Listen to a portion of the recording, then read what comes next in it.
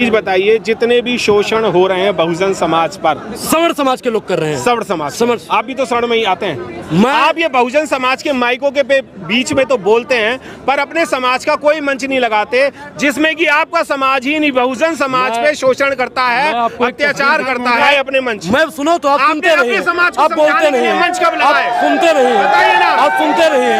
आपने कब अपने समाज को, आपने कब अपने समाज में ये आंदोलन किया कि बहुजन समाज के लोगों पे कोई अत्याचार नहीं करेंगे? अगर कोई करेगा तो मैं उसके खिलाफ खड़ा हूँ। आप कब खड़ा हुए बताइए? आप शोषण की बात कर रहे हैं, बहुजन समाज की बात कर रहे हैं, तो आपने क्यों नहीं किया? आपने क्यों नहीं बनाया? आपने अपना अनुराग ओझा ने अभी तक मंच क्यों नहीं लगाया?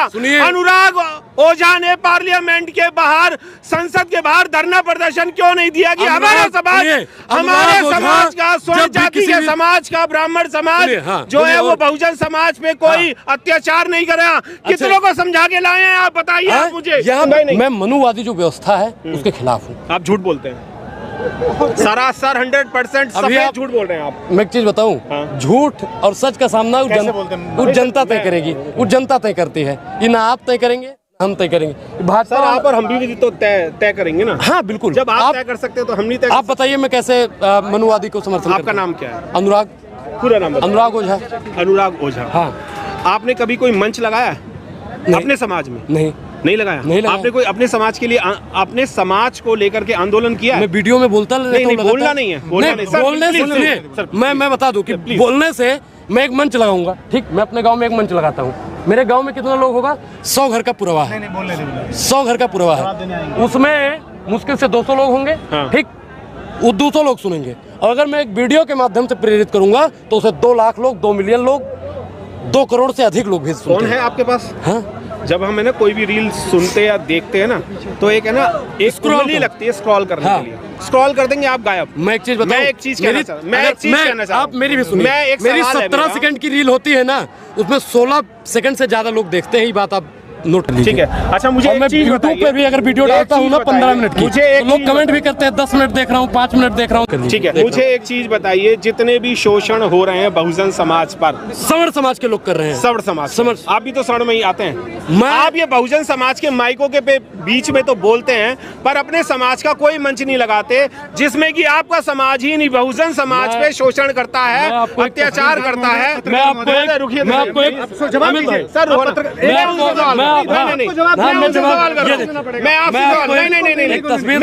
जब मैं आपसे सवाल करूंगा तो बिल्कुल करूंगा। नहीं, लूंगा, मैं आपसे भी लूंगा। आप बीच में नहीं बोलेंगे सर।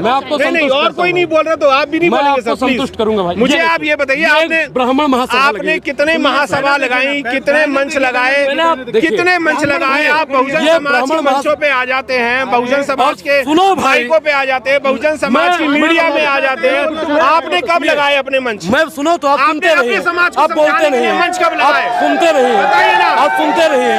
आपने कब अपने समाज को, आपने कब अपने समाज में ये आंदोलन किया कि बहुजन समाज के लोगों पे कोई अत्याचार नहीं करेंगे? अगर कोई करेगा तो मैं उसके खिलाफ खड़ा हूँ। आप कब खड़ा हुए बताइए? आप शोषण की बात कर रहे हैं, बहुजन समाज की बात कर रहे हैं, तो आपने क्यों नहीं किया? आपने क्यों नहीं बनाया? आपने अपना अनुराग ओझा ने अभी तक मंच क्यों नहीं लगाया? अनुराग ओझा ने पार्लियामेंट के बाहर, संसद के बाहर धरना प्रदर्शन क्यों नहीं दिया कि हमारे समाज का, स्वर्ण जाति के समाज का, ब्राह्मण समाज जो है वो बहुजन समाज पे कोई अत्याचार नहीं करेगा? कितनों को समझा के लाए हैं आप बताइए? आप मुझे यहाँ पे मैं गलत कह रहा हूँ तो? इनका नाम है अमित शुक्ला और जनेऊधारी ब्राह्मण है। देखिए, हमें नहीं चाहिए उससे। आपको नहीं चाहिए? मैंने जनेऊ पहन लिया, किसी को नहीं पता चलने वाला कि मैं ब्राह्मण हूँ या चमार हूँ। मैं सुनिए, आप बताइए ना, आपने अपने समाज में कितने मंच लगाए? सुनिए साहब, सुनिए पहले, सुनिए। जाति को तभी खत्म किया जा सकता है, बाबा साहब ने कहा था कि जाति उसी रोज खत्म हो जाएगी जिस दिन रोटी और बेटी का रिश्ता हो। आपने कितनी शादियां करी हैं अपने समाज में? मैंने तो नहीं किया। आपने वाल्मीकि समाज की कितनी बहन बेटियां ली हैं? अभी भाई, और कितनी बहन बेटियों को दिया है अपने? अभी मैं 21-22 साल का हूँ, मैं अकेला हूँ भाई। अरे तुम अकेले हो तो तुम्हारे घर परिवार के तो होंगे, खानदान के तो हैं, समाज के तो हैं। जब से हो तब से मैं बात करता हूँ। कितनी ब्राह्मण बेटियों को तुमने बहुजन समाज की बेटों को दिए हैं? बताओ जरा, कैसे आप कैसे करोगे? सुनो पहले, हमने दिए, हमने ली भी हैं। सुनो पहले, जब मैं आया हूँ, जब से मैंने बात रखना शुरू किया है, मैं तो कहता हूँ कि दलित लड़की से भी शादी करूंगा, अपने घर की बिटिया को दलित के घर में भी ब्याहूंगा। कब करोगे? जब हमारी बिटिया होगी, पहले ब्याह तो करें। तुम शादी कब कर रहे हो? शादी बहुत जल्दी करेंगे। कौन बस से समाज से कर रहे हो?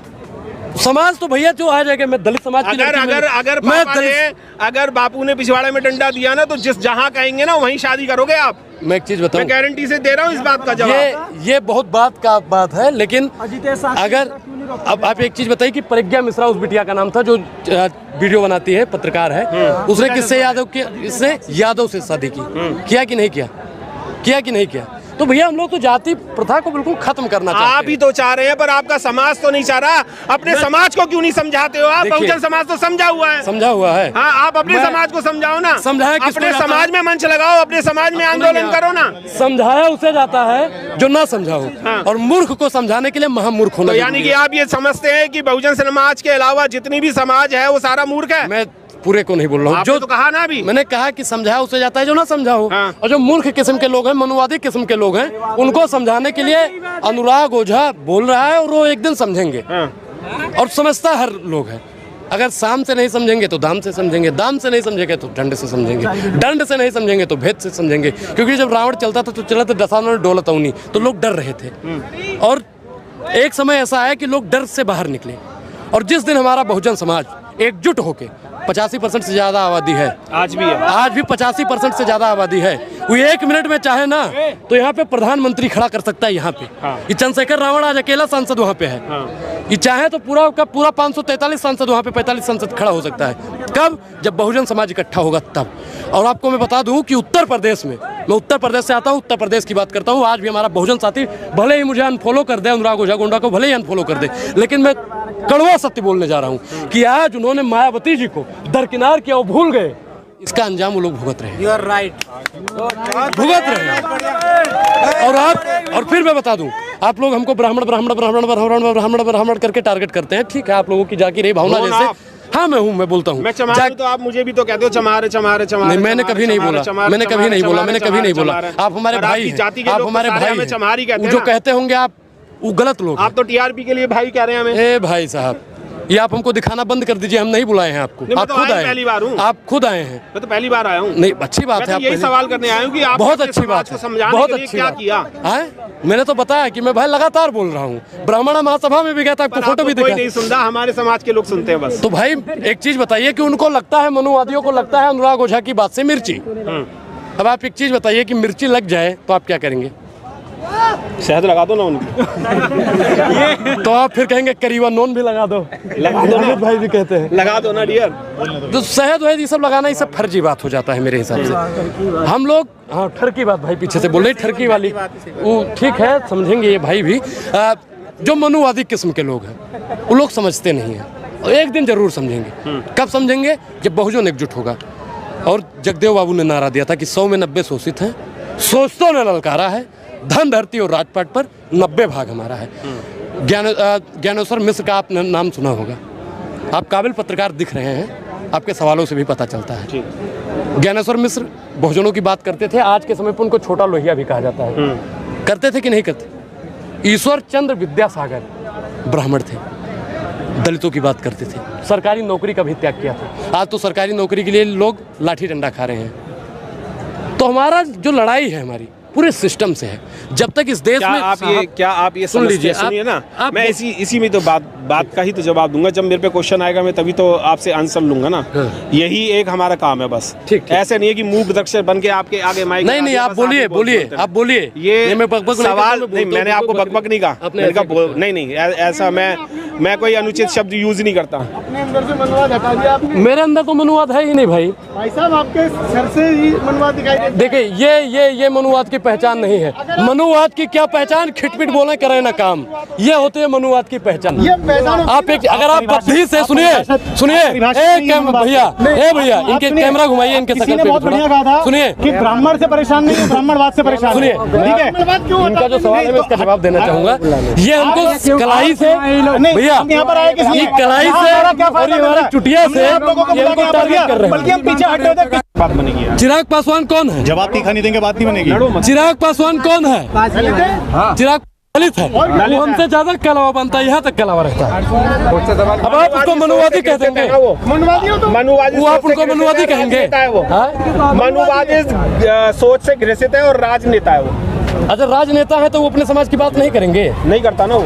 नहीं, बिल्कुल करते। 21 तारीख को मैंने देखा है, अमित भाई भी वहाँ पे मौजूद थे। 21 तारीख को उनके लोग आए हुए थे जंतर मंतर पर। और मैं कहता हूँ कि जो भी हमारे आंदोलन में आता है, हम उसकी जाति और मजहब नहीं पूछते हैं। ये बात हमको महात्मा फुले ने सिखाई थी। अगर जो लोग महात्मा फुले को मानते होगा और वीडियो को देखता होगा, वो अगली बार से नहीं पूछेगा। इतने सारे आपने महापुरुषों के नाम लिए जो स्वर्ण कास्ट से थे, उन्होंने आंदोलन किए, उन्होंने बहुजन समाज की बात की, पर उनकी बात से भी अभी तक ब्राह्मण समाज जो है वो समझ नहीं पाया। तो जो सुप्त चेतना में, जो सुप्त चेतना में पड़े हुए ओझा साहब अगर इतनी बेबाकी तरीके से बोल रहे हैं तो क्या समाज, आपका समाज समझेगा? बिल्कुल, जो सुप्त चेतना में पड़े हुए मैं उन्हें जगाने आया हूँ, देशद्रोहियों को उनकी औकात दिखाने आया हूँ। जो हमारे दलित भाइयों को अछूत समझता है, दाढ़ी और टोपी देखकर मुसलमानों को मारता है, घोड़ी चढ़ने पर दलितों को मारता है, संविधान को उल्टा सीधा बोलता है, उनकी एक ही दवाई है, मनुवाद की 3 दवाई है, फलाना फलाना फलाना और फलाना।